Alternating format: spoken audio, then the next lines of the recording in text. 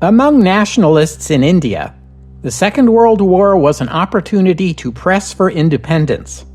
But different nationalist leaders had different ideas on how to take advantage of it. A few Indian nationalists chose to throw in their lot with the Axis.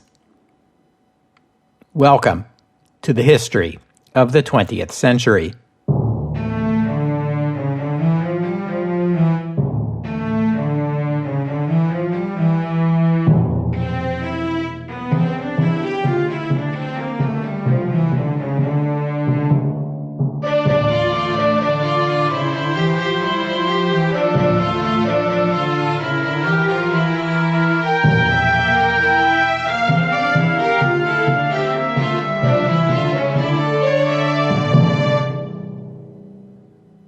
Episode 360. Now you belong to the Japanese Army. We haven't talked about India since episode 294, so it's about time we get caught up, especially since the Imperial Japanese Army is now on India's eastern border. Here's a reminder of what was discussed in that episode. The British Parliament passed the Government of India Act, which reformed the system of government in India, with provincial-level government left mostly in the hands of elected Indian provincial parliaments, while a federal legislature would represent all of India. The second part of this reform required the consent of the rulers of the princely states. The Indian National Congress objected to the plan in that it still gave the British significant veto power over the elected governments, and complained that the plan was devised so as to advantage regional or religious parties over a national movement like the Congress. The Muslim League also rejected the plan. By this time, leaders of the Muslim League, like Muhammad Ali Jinnah, were coming around to the view that an all-Indian democratic state was a bad idea, as it would inevitably mean that Indian Muslims would be ruled by Hindus forever. Despite Congress's objections to the plan, Congress candidates stood in provincial elections across India and won a sweeping endorsement from Indian voters. Congress won outright majorities in 5 of the 11 provinces and came in as the largest single party in 4 others. When the provincial parliaments were seated, the Congress Party either controlled or was the leading coalition partner in 8 of the 11 new provincial parliaments. The 3 exceptions, Punjab, Bengal, and Sindh, were the 3 regions that were majority Muslim. Many British were skeptical of Congress's ability to govern India, as opposed to protesting and causing trouble, but Congress ruled over its 8 provinces well enough and remained popular with the voters. British members of the Indian civil service began taking their instructions from Indian politicians and found the Indian leaders capable. Some formed friendships with their new bosses. For the first time since its founding, the Indian National Congress was working with the British rather than in opposition to them. But there was still no Indian federal government. The Viceroy and other British officials in India spent the period from 1936 to 1939 in an effort to garner enough support from the princes to bring the federal government piece of the plan into operation, but they were unsuccessful. You might wonder how, over this same period, the world's most famous pacifist was reacting to the situation in Europe. To Mohandas Gandhi, the rise of fascism was the natural consequence of Western civilization's industrial materialism and spiritual decay. In 1938, during the Sudetenland crisis, Gandhi suggested that the Czechs employ satyagraha to resist a German invasion. He suggested to Jewish Germans the same strategy for opposing Nazi persecution, and further suggested Jewish people should pray for Adolf Hitler. advice that, shall we say, doesn't age well. After Kristallnacht, a group of American Methodist missionaries met with Gandhi and told him they admired him, but noted that the Nazis were burning synagogues and the Italian fascists were using poison gas against the Ethiopians. When it came to the likes of Hitler or Mussolini, dictators with no scruples, a strategy of nonviolence would be useless. Indeed, it might encourage further brutality. Gandhi did not agree, replying, "Your argument presupposes that men like Hitler or Mussolini are beyond redemption." Gandhi wrote letters to Hitler, praising what he saw as the Führer's virtues while counseling a peaceful approach to international disputes. Needless to say, Hitler ignored Gandhi's advice. But in a 1938 meeting with British Foreign Secretary Lord Halifax, Hitler offered the British government a bit of unsolicited advice on how to deal with the nationalist movement in India. Quote, "Shoot Gandhi." Then came the war. On September 3, 1939, Britain declared war on Germany, and so did India. Most Indians learned they were at war when they heard the King's speech over the BBC Overseas Service, followed by an announcement from the Viceroy, Lord Linlithgow, declaring a state of emergency in India. The war put the Viceroy in a tricky situation. Given the unstable political situation in India, it would have been wiser to consult with Indian leaders first before going to war, only there was no national Indian government for him to consult with. He might have consulted with the provincial parliaments or with the Indian National Congress, but the reality was they likely would have opposed India's getting involved in a European war. Anyway, under British law as it stood at the time, the British declaration of war automatically brought India along, irrespective of what the Indians thought about it. So it was just as well that he went ahead with the declaration. The following day, Gandhi met with the Viceroy and pledged his support for the British war effort. This may come as a surprise at first, but remember, Gandhi had done the same thing twice before, in 1899 at the beginning of the Boer War, and in 1914 at the beginning of the First World War. Gandhi emphasized to the Viceroy that this pledge was a personal one, and he did not speak for the Congress. In 1939, the leader of the Congress was Jawaharlal Nehru, whom we've met before on the podcast, although I think maybe this is the first time I pronounced his name correctly. Since the death of his father, Motilal Nehru, the younger Nehru and Gandhi had become close, and the now 50-year-old Nehru was seen as the logical successor to the now 70-year-old Gandhi. Like Gandhi, Nehru had studied in England and become a lawyer. Unlike Gandhi, Nehru had embraced the ideas of the British socialists of the time, people such as H.G. Wells, George Bernard Shaw, and Bertrand Russell, and adopted many of their views. To Nehru, the colonialism that smothered India was irrevocably linked to capitalism, and socialism was the solution to both. He supported Stalin and the Soviet Union, declaring in 1936 that in the USSR, quote, "we find the essentials of democracy." Though Gandhi and Nehru were close, they disagreed over many things. Gandhi saw the struggle for Indian independence through a spiritual lens.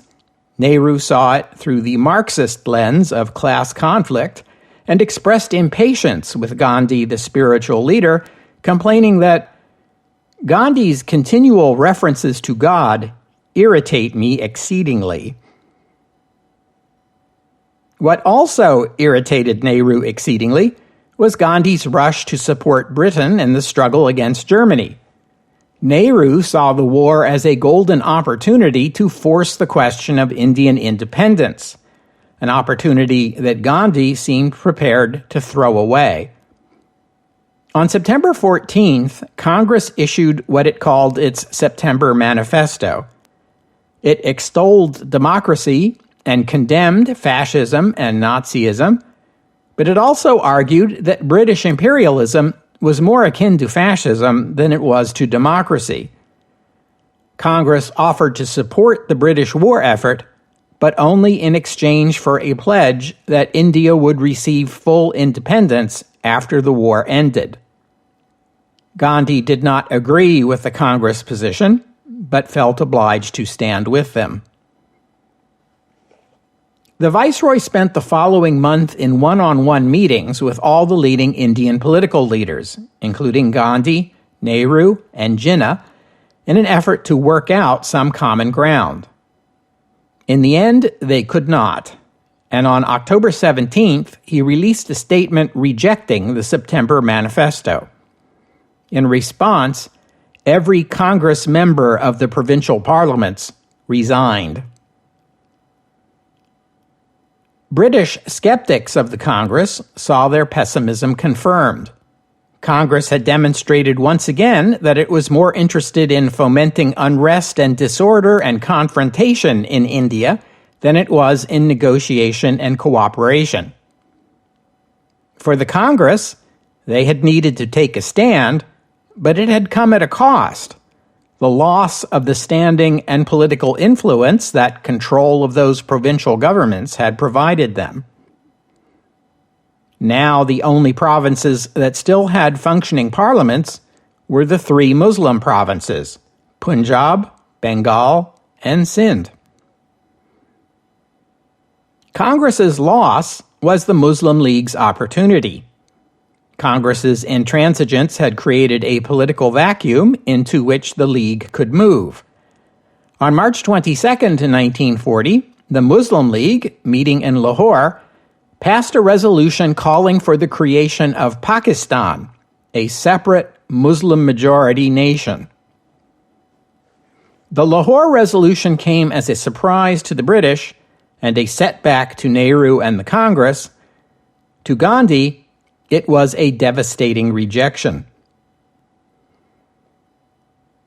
In July 1940, following the shock of the fall of France, Congress chose to moderate its demands somewhat. Now it asked for the immediate creation of a national government for India that included participation by Congress and a pledge that India would be granted independence at some time after the war ended. In August, the Viceroy made a counter-offer. The Viceroy's Executive Council would be expanded and Indian leaders appointed to the new seats. After the war, a representative body of Indians would be created to draft an Indian constitution toward the goal of dominion status for India, equal to Britain and to the other dominions. This was the most generous offer the British side had ever made to Indian nationalists, but it came with a significant caveat, a pledge to India's minorities that Britain would not transfer rule over India to any government, quote, whose authority is directly denied by large and powerful elements in Indian national life. In other words, the Muslim League would have a veto over any proposed Indian government. This was unacceptable to Congress. It was also unacceptable to the Muslim League, which demanded partition as the price for its support.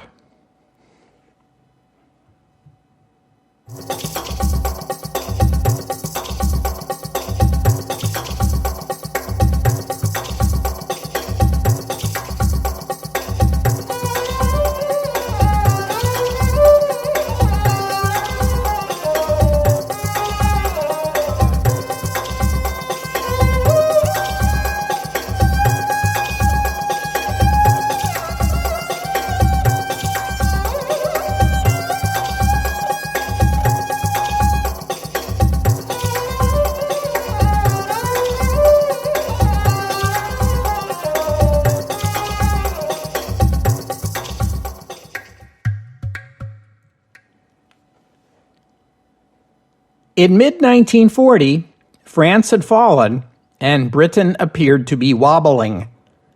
For a time, it seemed Britain would lose the war. Indian nationalists hoped to use British desperation to bargain for independence for India, but the British refused to meet their demands. Britain did not fall in 1940, and the year 1941 saw some improvement in Britain's position. It was now clear that Britain was not going to fall. It was not going to be invaded or bombed into submission. This rebound in British fortunes led to an uneasy standoff between the British Raj and the Indian nationalists. But while Congress, which claimed to be the only organization that spoke for the entire Indian nation, was refusing to cooperate with the British until their demands were met, millions of ordinary Indians were volunteering to serve in the Indian Army and fight for the King Emperor and the Empire. Around 2.5 million Indians volunteered for the Army over the course of the war, despite anything Congress had to say about it.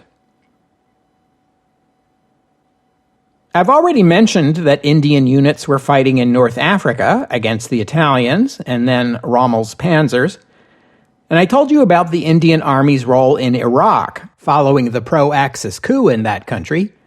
I want to take a few minutes now to get caught up on some other military campaigns in the Middle East in which the Indian Army participated. Let's begin with that coup in Iraq, which I described in episode 343. I said then that by June 2nd, 1941, the new Iraqi government had been defeated and fled the country for Iran, as did the Grand Mufti of Jerusalem, and the old government and old regent were restored to power. And, of course, Indian Army units participated in this action. The coup leaders in Iraq had received air support from Germany and Italy, which was made possible because the French government in Vichy had agreed to allow the use of its air bases in Syria. The French in Syria also provided arms and support directly to the Iraqis. With Greece and Crete already under German control, the British felt that a French-controlled Syria and Lebanon aligned with the Axis presented a danger to the British position in the Middle East at the same time Rommel's Panzer Corps was threatening the British in the West. On June 8, 1941, just days after the coup in Iraq had been put down, British-led forces in the Middle East moved to invade Syria and Lebanon. A force of Indian, Australian, and Free French units in Palestine invaded from the south, while a second force based in Iraq, consisting of Indian and Jordanian troops, invaded from the west. British and Australian units provided air and naval support for the invasion, while Scottish commandos based in Cyprus raided the coast.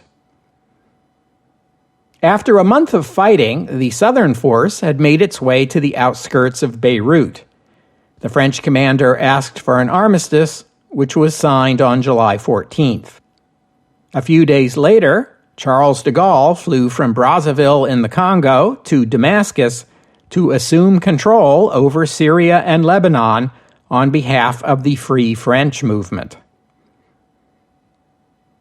Remember that back in 1936, the French government negotiated treaties with Lebanon and Syria, under which these two countries would have their own autonomous governments immediately and full independence in 3 years.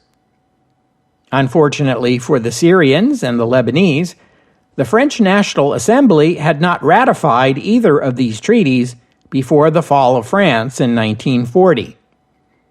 Now, the Lebanese and Syrians pressed the Free French to make good on the promised treaty terms. I mean, you guys are supposed to be fighting for freedom and democracy, right? In the case of Lebanon, the new Free French administration agreed to independence on November 26, 1941, A number of allied countries, including the United Kingdom, the United States, and the Soviet Union, soon recognized the new Lebanese government, although the French retained their military bases in the country. 2 years later, in November 1943, the Lebanese Chamber of Deputies unilaterally voted to terminate the French mandate in Lebanon. The French responded by arresting the Lebanese cabinet. But the international outrage that followed forced the French to back down a few weeks later and accept full Lebanese independence.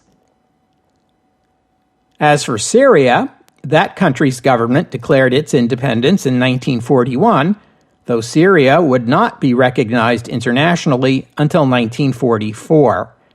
And it would not be until 1946 that the last French soldiers were withdrawn from the two countries. Now that the British had secured Lebanon, Syria, and Iraq, they next turned their attention to Iran. I last talked about Iran in episode 155 when I told you about the turmoil in that country following the First World War, which included significant Soviet and British meddling. The British-supported military commander Reza Khan seized control of Tehran, the capital, in February 1921, and in 1925 had the Iranian parliament, the Majlis, proclaim him the new Shah and founder of a new dynasty. Afterward, he ruled as Reza Shah Pahlavi. The new Shah took control of an isolated, undeveloped, and fractious nation. For the following 16 years, he strove to modernize Iran. It was he who pushed for everyone else to call his country Iran and stop saying Persia. He introduced the first judicial system in Iran, the first radio station, and ordered the abolition of slavery. He oversaw construction of the Trans-Iranian Railway, beginning at the port city of Bandar Shahpur on the Persian Gulf, and running north through Tehran and on to the port of Bandar Shah on the Caspian Sea. He founded the University of Tehran and Iran's first public school system. He banned hijabs and all forms of veils and pushed for Iranians of all sexes to wear Western-style clothing. He established Iran's first aircraft factory, which produced planes licensed from the German Junkers Company. Yeah, about that last item, Iran had declared neutrality in the present war, but it maintained diplomatic relations with the Axis nations of Germany, Italy, Hungary, and Romania. It was manufacturing German planes, and thousands of German nationals lived and worked in Iran, some in sensitive positions, such as communications, railroads, and that aircraft plant. The British had petroleum interests in Iran, both the oil fields and the huge refinery at Abadan, which produced fuels essential to the British war effort. The British government began pressing the Iranian government to break diplomatic relations with the Axis nations and expel those German nationals, ostensibly because many of them were in a position to sabotage the refinery or the oil fields. When Germany attacked the Soviet Union in late June, that Trans-Iranian Railway became a crucial link along which Britain and the United States could send military aid to the Soviet Union.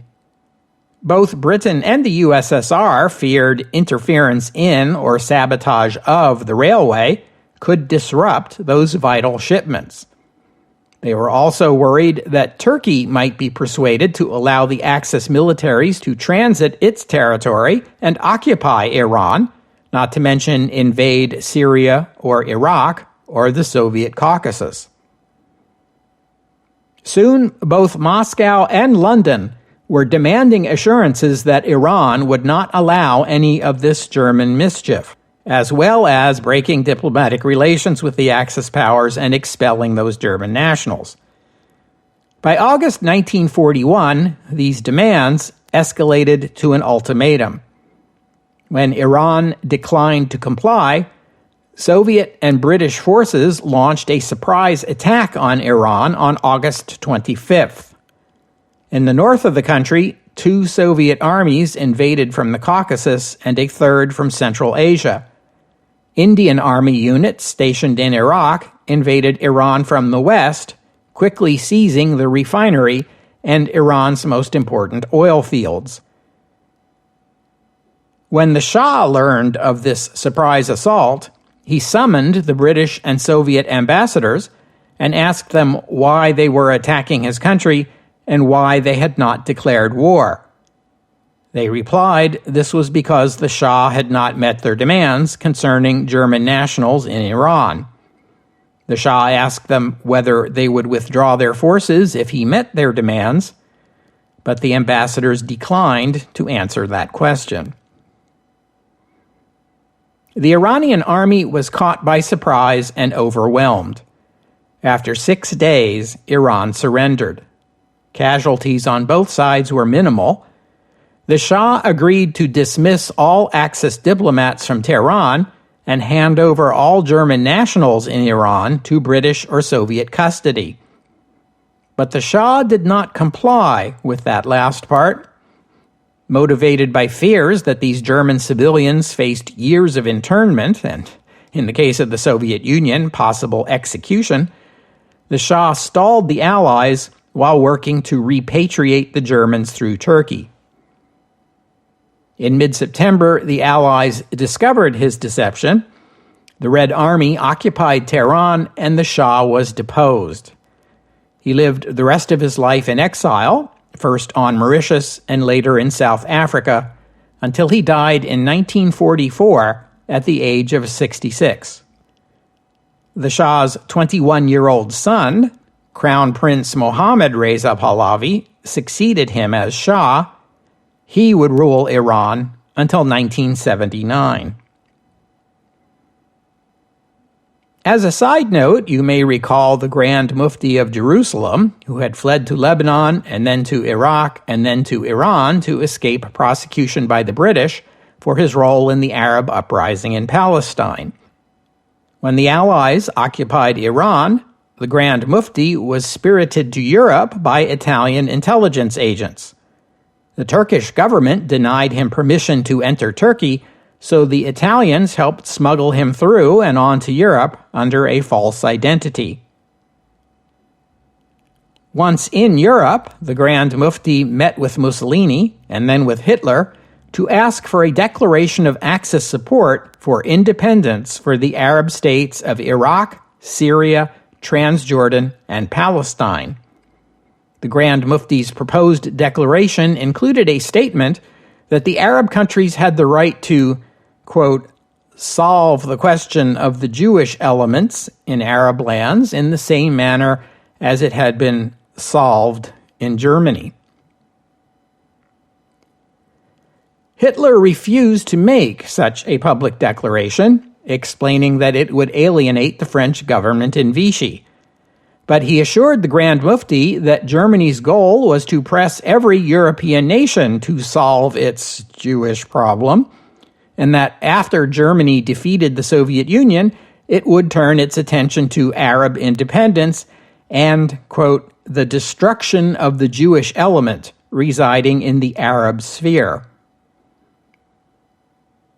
Nazi race theories disdained Arabs, and Hitler himself had once described Arabs as half-ape. Nevertheless, the Nazis were happy to use the Grand Mufti for their own propaganda purposes. He helped recruit 3 divisions of Muslim soldiers from Bosnia and Albania to fight for the Axis. The Grand Mufti of Jerusalem was not the only political dissenter in the British Empire who snuck off to Berlin to ask the Germans to help their country achieve independence. There was also the Indian nationalist Subhas Chandra Bose, whose name has cropped up a couple of times before in our episodes on India, most recently in episode 252. Bose, like Nehru, was a generation younger than Gandhi and impatient with the Mahatma's strategy of satyagraha. But while Nehru was unwilling to make a public break from Gandhi, Bose was not. In his view, if force was necessary to bring about Indian independence, then bring it on. Nor was Bose committed to democracy. He believed that an independent India would have to be governed by an authoritarian socialist leader on the model of Turkey's Mustafa Kemal Ataturk. In 1938, Bose was elected president of the Indian National Congress. In 1939, he was re-elected, despite the opposition of both Gandhi and Nehru, but his leadership proved divisive, and he was soon forced to resign. In January 1941, he escaped India with the assistance of the Abwehr, German military intelligence. He passed through Afghanistan and into the Soviet Union with the aid of a false Italian passport. He met with Soviet officials in Moscow and tried to interest them in supporting a popular uprising in India. The Soviets gave that idea a hard pass, so Bose continued on to Berlin, where German officials were much more interested. With support from the German Foreign Office, Bose established a Free India Center in Berlin and a radio station that would broadcast Axis propaganda to India. Bose assisted the Germans in recruiting about 4,500 Indian prisoners of war, whom the Germans had captured in North Africa, into a military unit, the Indian Legion, meant to one day liberate India from the British. Bose was trying to set himself up as the Charles de Gaulle of a Free India movement, and lobbied the German government to recognize him as the head of an Indian government in exile. This the Germans would not do. They realized their guest was far less of a political force in India than were people like Gandhi or Nehru. Over the course of 1941, German leaders toyed with the idea of invading India. This would take place following the defeat and occupation of the Soviet Union, you see. The Wehrmacht could then advance from the Caucasus into Iran, and then India, and oust the British. Alas for the Germans and their Indian allies, the Soviet Union was not defeated.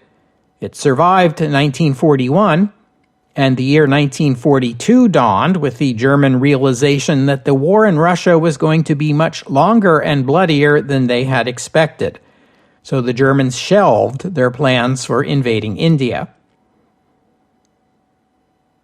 Meanwhile, back in India, the political situation was relatively quiet through most of 1941, but the month of December came with the dramatic Japanese attacks in the Pacific, including the sinkings of HMS Prince of Wales and Repulse, and Japanese armies capturing Malaya, Singapore, and Burma. The Japanese army was now sitting on India's eastern border. The Japanese Navy had attacked British naval bases in Ceylon and occupied the Andaman and Nicobar Islands in the Bay of Bengal. As was the case with Australia, the war was no longer a distant European matter. Now India itself was facing the danger of invasion by the Japanese. These developments encouraged Subhas Chandra Bose. They also made him belatedly realize that he had traveled to the wrong Axis power. He and his Indian Legion would have been far better off in Singapore than in Berlin. In May 1942, Bose had his one and only face-to-face meeting with Adolf Hitler. He made one final plea for German recognition as the leader of Free India. When Hitler refused, he asked to be transported to Japanese-controlled territory in Asia. Hitler agreed to this, but it would not be an easy thing to accomplish. The German submarine U-180 carried him into the South Atlantic and around the Cape of Good Hope, where it rendezvoused with the Japanese submarine I-29, which took him the rest of the way to Japan. The fall of Singapore had been a great victory for Japan and the worst military disaster in British history. It had also perhaps been the worst military disaster in Indian history. Among the many prisoners the Japanese captured were about 40,000 Indian POWs taken in Malaya and Singapore. When Singapore surrendered, one British officer told his Indian soldiers, "Now you belong to the Japanese Army." These Indian POWs were as shocked as anyone else. It seemed to them that the British Empire was collapsing before their very eyes. The Japanese had plans for their Indian prisoners. The first step was simple and direct. Japanese soldiers sorted the prisoners into two groups based on their reaction to the name Gandhi. Those who nodded or otherwise showed approval went into one group. The other group were executed. One Indian Army captain told the Japanese that his father was a personal friend of the Mahatma. That saved his life. He then watched as a Japanese soldier beheaded his British lieutenant with a katana. After the fall of Burma and the arrival of the Japanese army on India's doorstep, Gandhi made a public plea for calm and warned the Japanese that if they invaded India, they should not expect to be welcomed. The fall of Burma deprived India of its main source of rice imports, just as hundreds of thousands of refugees from Burma were flooding into Bengal province in eastern India. The price of rice immediately rose 15% in the region, and a humanitarian disaster was in the making. But that is a story for another episode. We'll have to stop there for today. I thank you for listening, and I'd especially like to thank Richard for his kind donation. And thank you to Orrin for becoming a patron of the podcast. Donors and patrons like Richard and Orrin help cover the costs of making this show, which in turn keeps the podcast available free for everyone. So my thanks to them and to all of you who have pitched in and helped out. If you would like to become a patron or make a donation, you are most certainly welcome. Just visit the website, historyofthe20thcentury.com, and click on the PayPal or Patreon buttons. The podcast website also contains notes about the music used on the podcast. Sometimes it's my own work, sometimes it's licensed, but many times the music you hear here is free and downloadable. If you hear a piece of music on the podcast, and you would like to know more about it, including the composer, the performers, and a link to where you can download it, that would be the place to go. While you're there, you can leave a comment and let me know what you thought about today's show.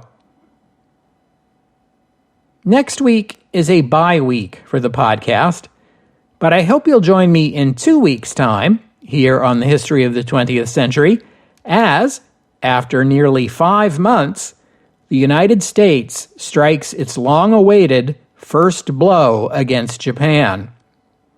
The Doolittle Raid, in 2 weeks' time, here on the History of the 20th Century. Oh, and one more thing. The British and Americans sent aid to the Soviet Union over 3 routes. The first was by convoy to the Soviet Arctic ports of Archangel or Murmansk. This aid was vulnerable to interception by German air and naval forces stationed in Norway, but it was Stalin's preferred route as it brought the supplies closer to the front lines than did the alternatives. The second was directly from the Pacific ports of the United States and Canada to Vladivostok via Soviet-flagged cargo ships. Since the USSR and Japan were not at war, the Japanese took no action against these ships, much to Adolf Hitler's annoyance. Stalin liked this route the least, though, because after the aid reached Vladivostok, it had to be carried all the way along the Trans-Siberian Railway to reach the front lines. Then there was the Persian Corridor, the route I told you about in this episode. Although the Iranians wanted their nation to be called Iran, Winston Churchill insisted on using the name Persia, and Persian Corridor is the name you see in contemporary sources. After the war, Churchill explained he used the name Persia because he thought Iran sounded too much like Iraq. The Persian Corridor was Stalin's middle choice, but for the Western Allies, it was the easiest route, and nearly half of the total aid shipped to the USSR during the war traveled along the Persian Corridor.